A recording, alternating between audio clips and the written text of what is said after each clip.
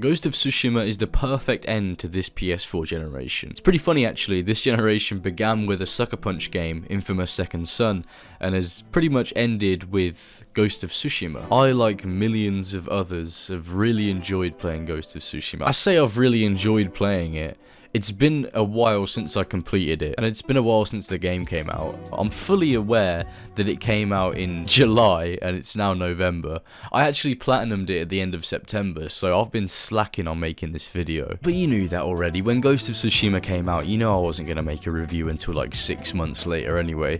You subscribe to the channel that is late to everything, so don't be surprised at this point. Right, now we've acknowledged that, we can talk a little bit about the game. As I said, I really enjoyed Ghost of Tsushima. I love Jin's story. I like the whole concept of going against the samurai code and there being that conflict there in his character. There were also some really likable side characters that I didn't actually like at first, but they grew on me as the game went along. Not to mention the fantastic gameplay this game has. It's definitely the strong point of this game, especially the combat and stealth. The combat itself is such a satisfying system, if I'm being honest. We'll talk about that a little bit more in detail later on. The game is also a beautiful representation and recreation of 13th century Japan, and this is definitely one of the most impressive looking exclusives we've had to date. I think it's one of those games that is really pushing the PS4 to its limits. And to top it all off, the game has an absolutely superb soundtrack with some really memorable tracks on there. What can I say? I'm a sucker for Japanese culture and history, so when you give me this historical setting with these amazing historical tracks, it does something for me, okay? So that's a little overview of my experience of Ghost of Tsushima. We're going to go into much more detail throughout the course of this video, so strap in, do whatever you need to do. Like, I don't know, what do people do before watching a video? Do whatever you gotta do. Settle down, sit back, and we're going to talk about Ghost of Tsushima today.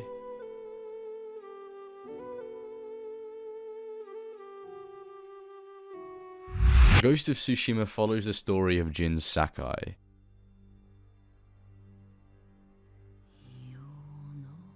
The game starts out on Komoda Beach, in which the Mongols are just about to invade. I really like the first scene of this game. It pretty much throws you directly into this situation that the whole game revolves around, in which the samurai are basically waiting on a hill for the Mongols to invade. They're waiting for their ships, and there's pretty much nothing they can do except wait for this impending doom. Although little did they know that the Mongols don't engage in direct combat, they play dirty. The thing is, with samurai, they had a code of honor in the way they fought and the way they engaged in war situations, and the Mongols were able to exploit this. Very famously, samurai didn't use stealth or guerrilla warfare. They followed the Bushido code, which was a code of honor and morals which was developed by the samurai around the 12th century. It can be most compared to the chivalric knights of Europe. They believed that the strength of an army speaks for itself, basically, and that there's nothing more honourable than direct combat with the enemy, regardless of the consequences. And many samurai believed that a warrior's death was the most honourable death you could have, to die at the hands of the enemy in direct combat. Throughout history, there's nothing really like this at all. The samurai were very unique in that regard, and I think it's a very interesting thing. The samurai were very stubborn in terms of this code of honour, and it's actually ingrained itself within Japanese culture, despite the Bushido code no longer being followed, only studied by historians. And this is one of the really interesting themes in Ghost of Tsushima, the fact that Jin is different to all of the other samurai in the sense that what he sees on Komoda Beach at the beginning of the game completely changes his opinion on the samurai and their tactics and the way they govern their people. And with no warning, the battle begins with Jin riding directly into the enemy as they catapult fire towards the islands. Pretty crazy. It's a really cool set piece at this beginning section. After a gritty battle in which tons of samurai are slain, Jin finds himself alive. Although he's no longer on the beach, he seems to have been taken somewhere else, and his arm has been removed and his wounds have been tended to by none other than Yuna the Thief, who is the love interest of the... I don't know if she's the love interest, to be honest. I actually have no clue. Like, someone help me out. There's some scenes in the game where it seems like she's the love interest, but also I don't think Jin is that kind of guy. You know, he's not a fucking animal, he's a samurai, he's got some form of class. Anyway, that literally doesn't matter. Yuna and Jin sneak out of the village and escape the Mongols, although stupidly, Jin goes and risks his life instantly and goes to try and fight Khotun Khan. He's the big bad boy of the game. And oh, he's a big boy. He's a thick boy. Anyway, as to be expected, Jin got absolutely fucking bodied by Khan, and then we find ourselves on a beach. We meet up with Yuna again, get our horse. In this case, I named my horse Sora and chose the black one. That's significant in the story later on. And we ride off into the open world. This scene is absolutely beautiful when you're riding out of the forest and you come into this huge field filled with flowers. And so begins the journey of Ghost of Tsushima, to save Lord Shimura, your uncle, from the clutches of Khotun Khan, and to also take back the island of Tsushima from Mongol occupation. Now, before we talk any more about the game's story, let's take a step back and look at everything else this game has to offer in terms of side content, open world, customization, the Tales of Tsushima, and of course the game's combat system. And I see no better place to start than talking about the beautiful world of Tsushima. The world itself is absolutely gorgeous. I really think Ghost of Tsushima pushes the boundaries of what's possible in terms of visuals on the PS4. It is an amazing looking game from top to bottom, whether that be from the golden forests all the way to the mountainous areas or the swamps or the snowy mountains in the north. Ghost of Tsushima never failed to impress me. It's an absolutely gorgeous game with insane attention to detail, and there's so much to explore in the game's world that there's more than an excuse to experience this beautiful depiction of Japan. What exactly can you explore, I hear you ask? Well, there's plenty of content in the open world to sink your teeth into if that's something that you enjoy. You've got the Inari shrines in which you follow a little fox about and it leads you to an upgrade. I quite like these ones because the foxes do a little jump at the end of each one and it's adorable. Like, come on, how can you not love these little fellas? I made an effort to pet each one because I just can't not. You feel bad leaving them there waiting for a stroke. So you got to press R2. You got to give them a stroke. Come on. You also have bamboo strikes, which is basically a button combination mini game of sorts, but it upgrades your resolve, which you use to perform special abilities and heal yourself during combat. These are actually pretty tough. Like, in concept they seem very straightforward and simple, but you really have to get these button combinations down, and it was a pretty fun mini game, to be honest. You got haikus scattered around the world in which you get to create these little poems and reflect on various philosophies of life, and it's actually really interesting. Plus, it gives you a little bit of downtime to appreciate this beautiful world that they've built. There's also these hot springs that are dotted around the map that increase your maximum vitality. And you also get to see what Jin's packing, if you know what I mean. He's pretty fucking thick, if I do say so myself. These are my favourite parts of the game. Now, in all seriousness, I actually do quite like the hot springs because the game once again gives you the opportunity to reflect on various themes of the game, and you get to learn a little bit more about Jin and his life and things that have happened and his opinions on people. And yeah, I actually really do enjoy these hot springs, although I feel like there was some wasted potential here because some of the reflections are literally only like a sentence long. I would have enjoyed it if Jin had more of these inner monologues in which he deeply talks about things that are personal to him as a character. I do think they could have written some better dialogue for the hot springs, but it's still a nice touch considering it's completely optional. There's also various vanity items scattered around the world in which you get new hats or dyes or weapon kits in which you can change the look of the sheath of your weapon. But let's be honest, the best vanity item in the game, it's got to be the basket you can wear on your head. It just looks fucking great. It's the traditional dress of a samurai, just a basket on your head. There's also a few misc optional objectives like lighthouses that you have to light, optional Mongol camps where you take out Mongols, and farms that you get to liberate and save the people of Tsushima, basically. Now, I experienced all of this content. I completed every single last scrap of optional content there is in this game, and I've got to say that it does add to the overall experience. Maybe there's too many Inari shrines, maybe there's too many haikus, maybe there's a little bit too many vanity items for my liking, because it seems like padding, but it does add to the world, and again, it gives you an excuse to go and explore around this world. I just hope that next time they tone down the number of copy and pasted side content, because if you're traveling around going to all these different bamboo strikes and Inari shrines and hot springs to try and get the platinum, it gets mind-numbing, and it becomes very apparent that they dotted these around the map as an effort to pad out the open world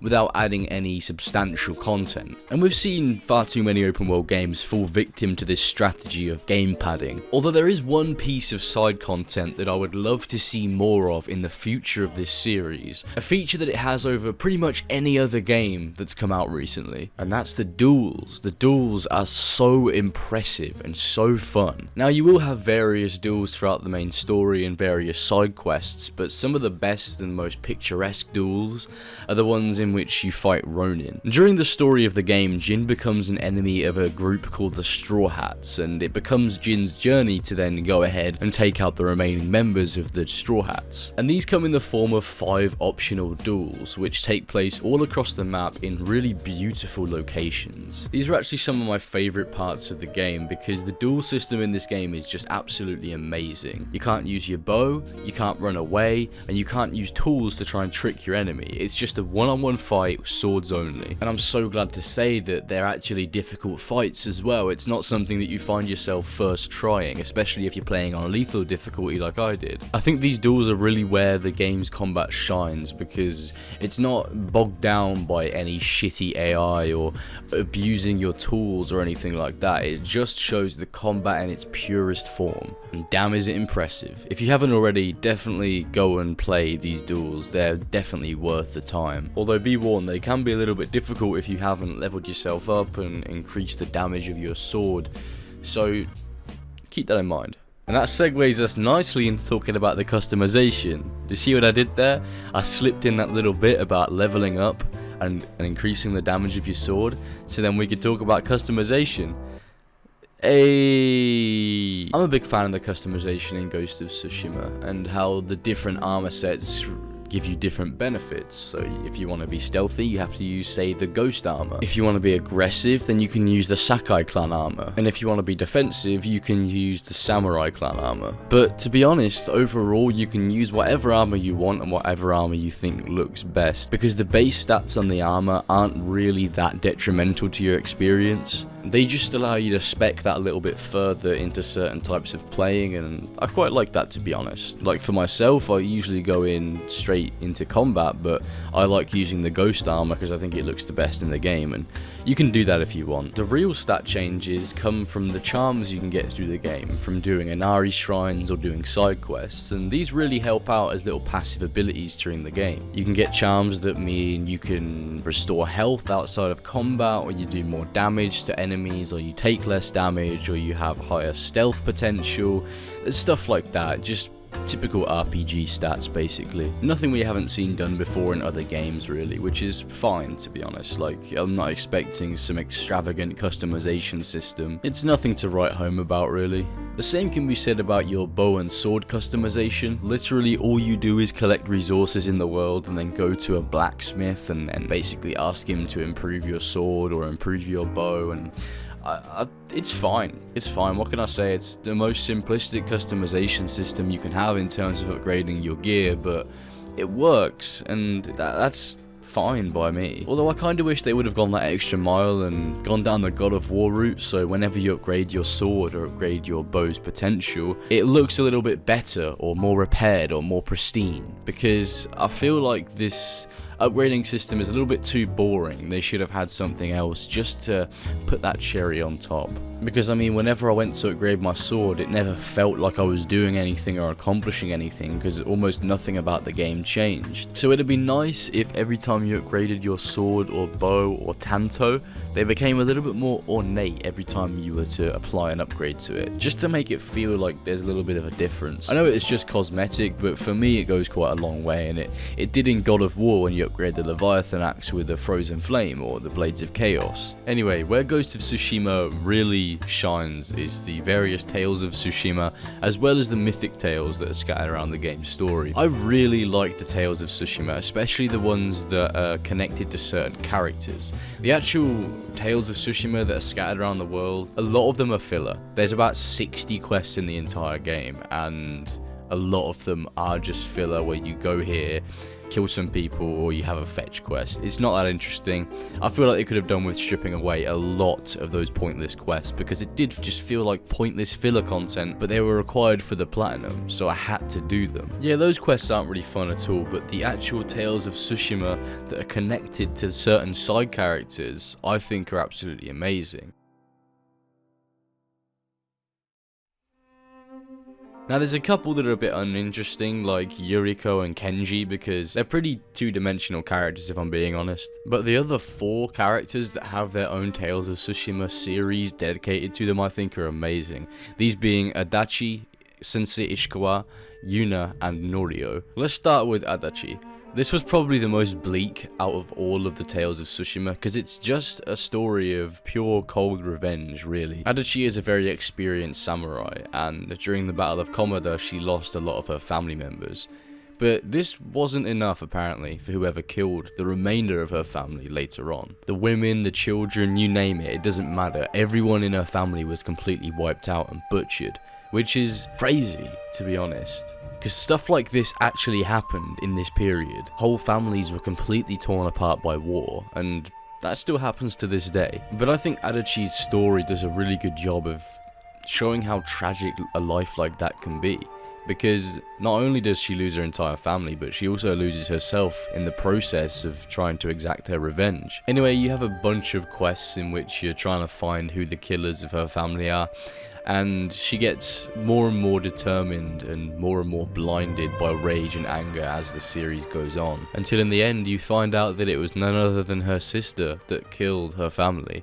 And basically you just left at the top of this snowy mountain, and then she's pretty much got nothing left at all, and she's a husk of who she used to be. Almost reminiscent of Jin's struggle in a way, in the sense that he wants revenge for all of those who lost their lives at Komoda Beach, and killing the Khan is not going to bring them back at all. It may free Tsushima, but it's not going to bring his friends back. And so Adachi leaves to follow her own path, basically. It's a very bleak ending. There's no positives to it whatsoever. Her family's dead, she's just killed her sister, and she doesn't really know what to do with the rest of her life. The tale of Masako Adachi is one of pure revenge. It's a very classic revenge tale, and I think Ghost of Tsushima needed one of these, because Jin's story isn't necessarily a story of revenge, it's more a story of redemption. And this story does a good job to show what revenge can do to someone if they follow that revenge to the last thread.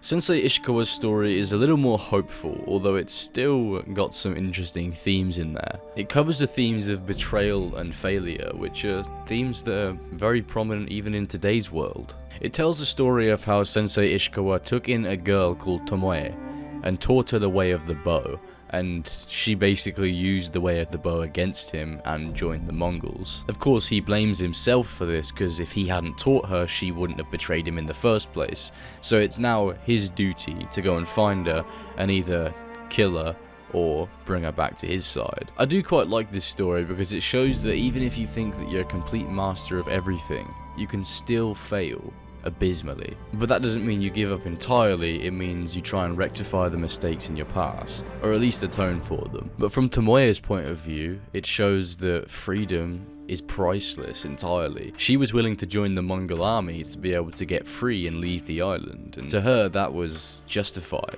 In the end, Sensei Ishikawa actually forgives her and lets her go, and she makes her way to the mainland of Japan to create her own life for herself, ultimately leaving the way of the bow behind her. I don't think Sensei Ishikawa's tale is as good as the other ones. To be honest, I don't think Sensei Ishikawa is as good as the other characters in this game, but it does have a lesson to be learned. The theme of failure is very prominent throughout the course of this series of quests, and I think it's meant to show the player that even after multiple failures, you can still come out and succeed. I mean, throughout the course of this quest line, Tomoya is always one step ahead, but Ishikawa and Jin never give up. They keep pushing forward until they come to a conclusion, and that conclusion just so happens to be one of forgiveness. Because sometimes, all it takes to understand the perspective of someone that you thought to be your enemy is to forgive them.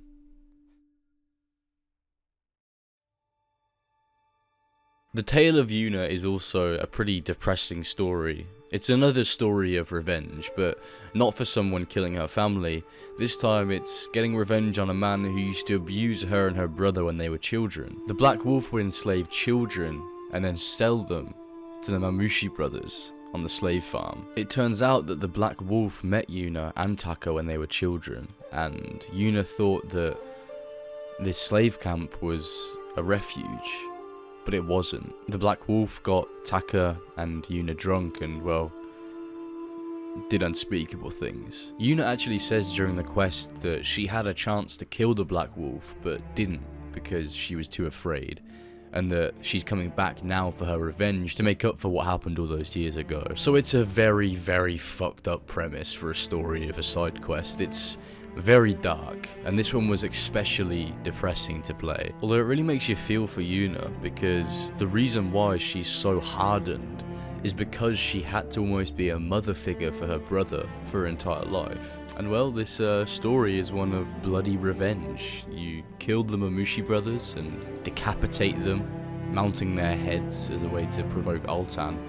And Yuna also kills the Black Wolf, which comes to a head in a duel with Altan and Jin, which is a really nice moment. I love the duels, as I said earlier, and this one is really good too, because of the weight behind it. This dude was helping slavers who were enslaving children, and if you didn't get rid of him, then that's a blight that will forever be on Tsushima. Ultimately, obviously Altan is killed, and I don't think it makes Yuna feel any more whole, as revenge is. You know, a lot of revenge stories, they end in just complete disappointment, basically. Yuna's probably the best out of all the side characters in Ghost of Tsushima, and I'm really happy that we got a quest line that fleshes out her backstory and her as a character.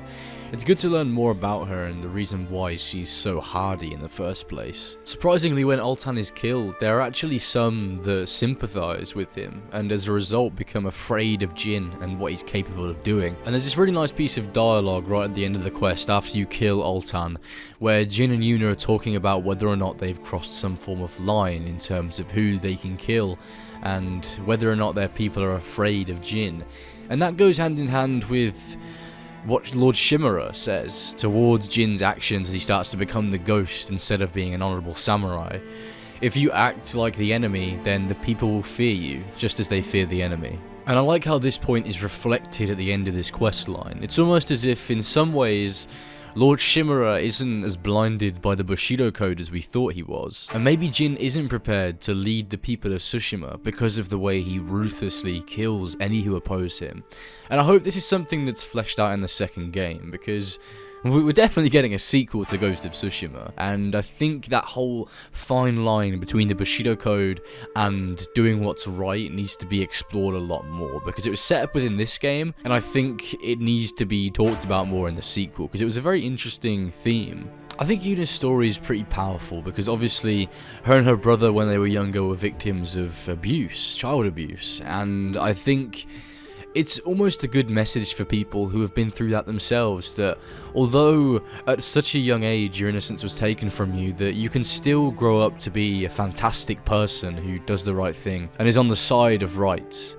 Because when they talk about that line at the end, she says that regardless of whether they've crossed the line or not, she knows that they're on the right side of it. And I myself were inclined to agree.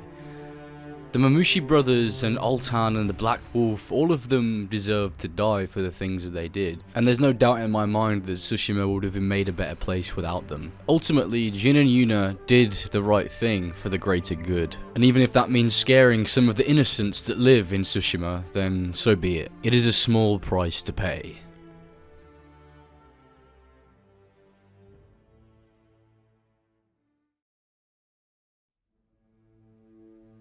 And the final tale of Tsushima that really caught my attention was the tale of Norio, the last warrior monk. His story is particularly interesting because warrior monks were trained in combat and yet never killed with hate in their heart.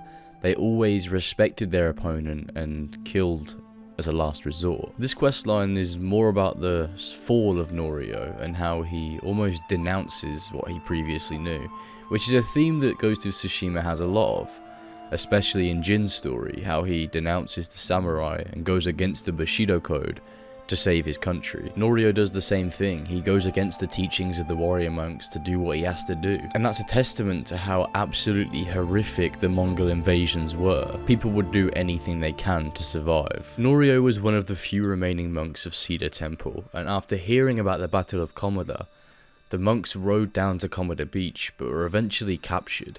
This led to the monks being tortured and executed by the Mongols for days on end. This is until Jin and Lord Shimura liberate the fort, and in the confusion, Norio believes that his brother has been killed. And this is where the interesting theme of this tale of Tsushima comes to light: survivor's guilt, which is also a massive theme of Ghost of Tsushima itself. Jin helps Norio compartmentalize this guilt so he can carry on helping the monks of the temple and saving them from the Mongols. After liberating many temples and villages, Norio and Jin finally find themselves at Cedar Temple, the temple that Norio grew up with his brother, Enjo. Inside the temple, Norio finds his brother, well, what's left of him anyway. He's been tortured by the Mongols, had his limbs cut off and his body burned and mutilated. And in his last moments, he survived long enough to finally see his brother one last time. Norio performs a mercy kill, and with all of this guilt overcoming him, he breaks and goes against the code of the warrior monks and decides to exact revenge on the man that did this to his brother. Norio asks for Jin's help one last time to go and kill the general that tortured his brother, leading to his death. But whilst Jin is sleeping, Norio goes to the fort himself and burns it down, burning the general alive. This scene was a very stark contrast to what we're used to with Norio. He's a very compassionate person, he's very collected and calm, and has no hate in his heart for anyone. And yet during this scene, he's completely overcome by rage. After all's said and done, he expresses regret to Jin that he was overcome by the revenge, but Jin prompts him to move forward and look to the future instead of looking to what he's done in the past. I really like the story of Norio. It's definitely my favourite of all the Tales of Tsushima in the game, just because it's very philosophical, and I think Jin and Norio are both very similar characters in the sense that they're almost the last of their kind, and they both choose to denounce their respective creeds for the greater good. And I think the moral of the story of these tales is that just because someone's done bad things doesn't mean they're a bad person. That's what I gather from Norio's story anyway. Overall, the Tales of Tsushima that are linked to specific characters are really good. Whether that be Adachi, Ishikawa, Yuna, or Norio, they're all very unique stories and they add a lot to each individual character. They really went a long way to developing these characters' stories, and I think it's definitely worth playing them if you haven't already. Say if you just went through the game's main story and didn't actually play these, I think it's worth going back and playing these alongside the main story. In my opinion, they're almost mandatory. If you want to get the most out of this story and its characters, you have to play these tales to understand them. And I know that these are completely fictional characters, but these stories do cover themes that are prominent in real life as well and can be applied to many real life situations. Whether that be Adachi losing her family and losing everything in her life and ultimately losing herself, or Ishikawa's failure and betrayal from Tomoe, or Yuna's abuse that she suffered as a child, or even Norio's survivor guilt when he survives and yet his own brother didn't. I know video games are completely fictional, and it may seem like I'm taking this incredibly seriously, because let's be honest, it's a bunch of polygons that's been developed meticulously by a group of people who are making an entertainment product. And you know, none of it is real at all. None of these characters can feel. But I think video games are a medium that should be taken seriously, and especially when it's stories like this that cover problems in the real life world. It just gives you a different perspective and makes you think about the atrocities that happen on a daily basis in our world. But we're not here to get philosophical, this is a Ghost of Tsushima review, just food for thought.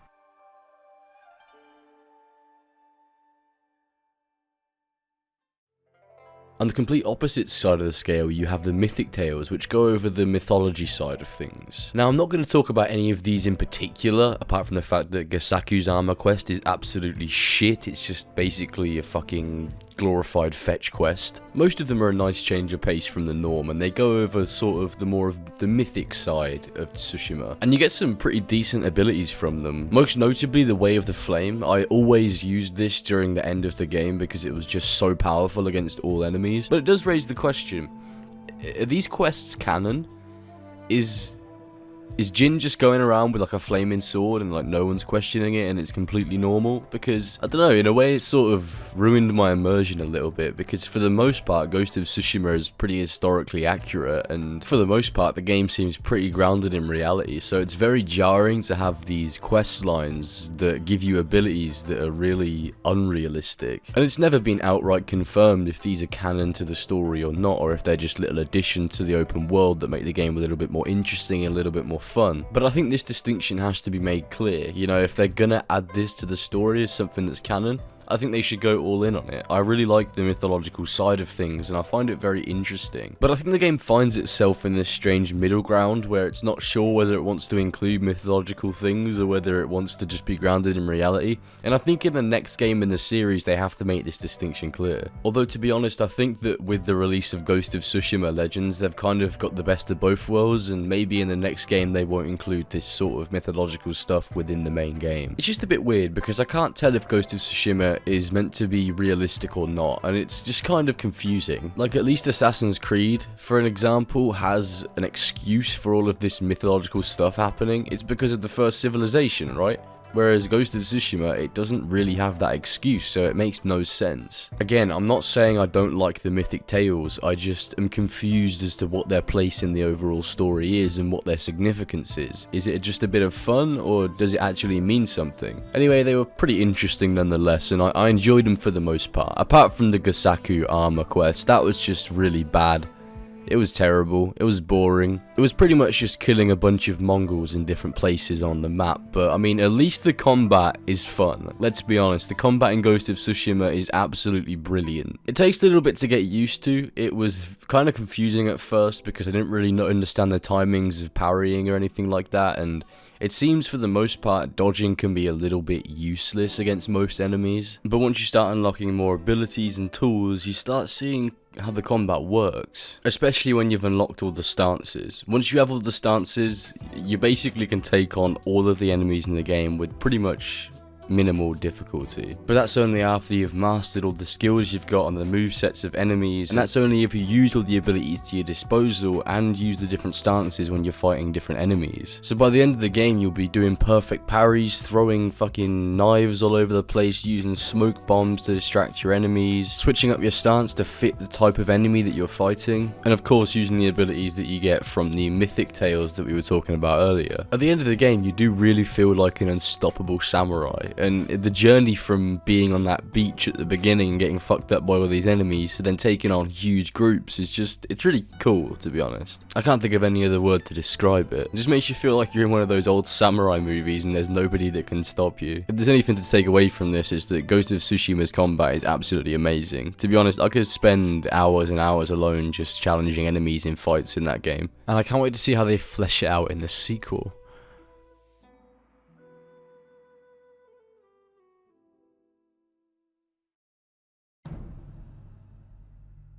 So anyway, after all that, after you've saved Lord Shimura and taken back Castle Canada, fought back the Mongols, taken back Castle Shimura, rebelled against the Mongols and gotten the people on your side, all while becoming the Ghost of Tsushima, and making that transition from what was once an honourable samurai who blindly followed the Bushido Code to a man who gave up everything he knew to save his homeland.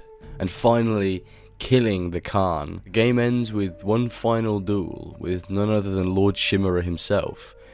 At the beginning of the game, he was like a father to you, and the metamorphosis that Jin's character goes through over the course of the game basically drifts them apart quite a lot.